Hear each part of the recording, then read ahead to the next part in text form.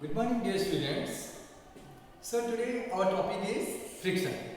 So before knowing what is friction, we must know something about the force, because friction and force, they are opposite to each other in motion sense. So we know, think that this is an object. If we apply some force on it, then it will start moving. Like from here, as we apply force, it started moving. So now this is the surface of this table, and here this is the lower portion of the surface of this duster. So when both comes in contact with each other, then certain force that opposes the motion, because initially when I applied the force, it gone with a speed, but gradually it just slowed down. So this slow down is due to the friction that is being applied on this duster due to this contact between this duster and the surface of the table. So from this we came to know that friction is nothing but it is in opposition to the motion. So everything, whatever thing that this is a duster as it is kept on the table. Now we see it's a very fine, very smooth surface is there due to, because it's a inability to watch it further. But if we watch it with a microscope, we will find various outings, various tiny holes are there, which just similarly as it is also having some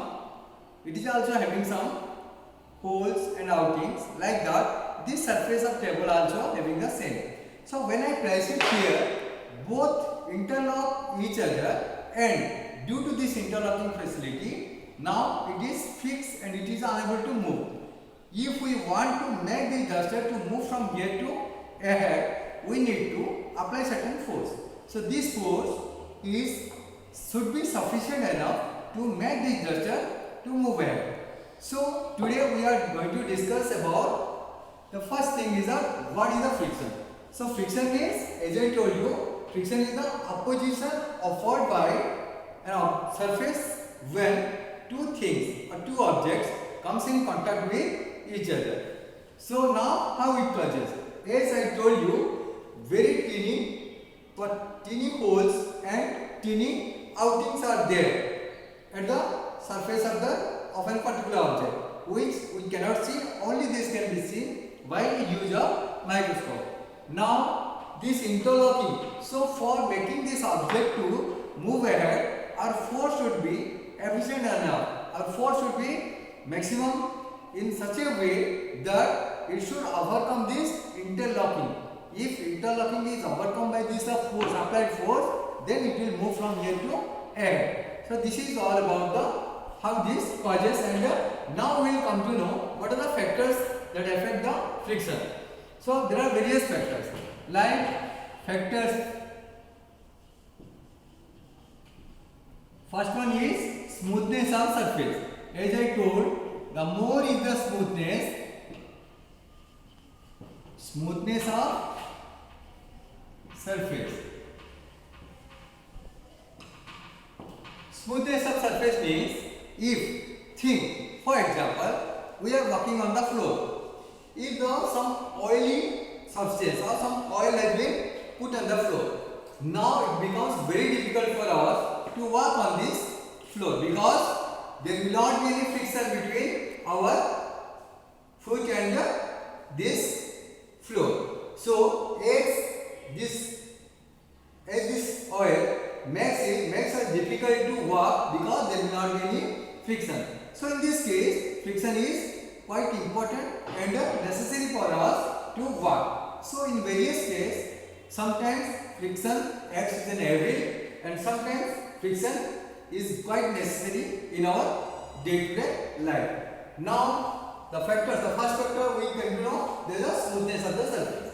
The second one, for example, if some outer force is applied on this duster, think that some outer force is there, it is applied. Now if I want to move ahead, more force is required to move it further, like that. Now I need to apply more force, because some external force is there. That means when certain force is applied on a particular object, then interlocking will be quite heavy. So in that case, it will not be able to move ahead. So that time we require sufficient amount of pressure should be applied on this object to make it move ahead further. So this is the if pressed harder. And the third one that affect the factors affecting the friction. That is factors affecting the friction. The third one is the shape of the object. Like shape means what? We see the various nowadays we are getting the vehicles is in a shape of like a sliding shape. We are having in the shape of the buses, trucks, or mini vans, cars like that. Because cars are also having a shape in such a way. If while driving the air, it also opposes a opposition force. So during that time, if our shape of the object is like this, then the air which is blowing from opposite side, it will gradually go away. So the opposition or the friction will be minimized. So these are the factors. So the third one is the shape of the shape of object. Now we will learn about what are the necessities. Whether it is necessary to have this friction or not. Now we will just discuss about one by one. First of all, we will discuss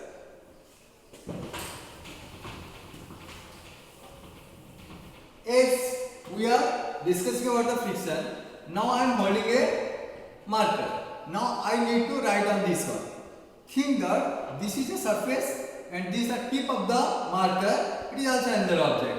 Now if when this contact makes between this whiteboard and the marker, if this portion here, if this surface of this one is that much polished enough that it is not offering any friction. In that case, that means when the friction is zero, when friction is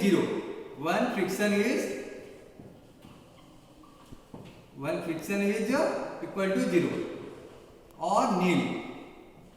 When friction is nil, in that case it will not be possible to write even a line or even a word because it will be slipping. As in the case of the first one. So the first thing we came to know, not possible to write. Not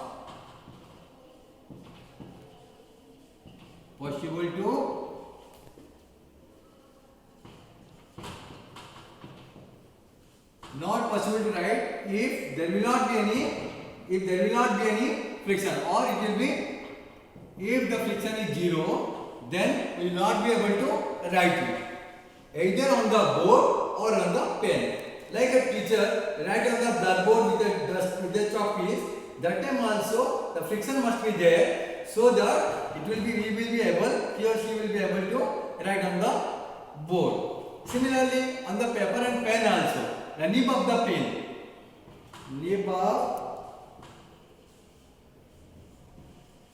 pen on paper. If the friction caused by the nib of the pen and the paper, if the friction is equal to 0, then you will not be able to write. Think that a paper, if it is being brought to you, and if you are asked to write on it, if the paper is dipped in oil, then in that case there will not be any friction because it will be a slippery surface. The moment we put the nib of the pen, it will slip and we will not be able to write even a word. So that means in this case, the friction between the nib of the pen and the paper or the notebook. So that has to be there to write a letter or write something on the notebook. We need friction is must. So that means we have found that friction is necessary in this case. Writing on the board, writing on the paper.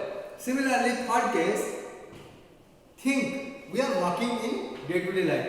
Think how we walk. We just put a foot ahead, after that we press it, and then after we take out the another leg ahead. So in that case, if friction is not there, in that case it will not be possible for us to move ahead. That means the friction is very necessary for walking. Now think, after this thing, you just think it is a slippery area or it's a mud area where the road becomes very muddy. So in that case, will it be possible to walk on the mud road, or will it be possible to walk on a road or some surface which is very slippery? No, we can't walk. If we start walking, definitely we will slip and we will fall down. So that means in that case, our leg or the foot and the road both when comes in contact with each other, that times a frictional force arises that is holding our foot on the road and doesn't make us to fall down. So that time also, so it's very necessary while walking.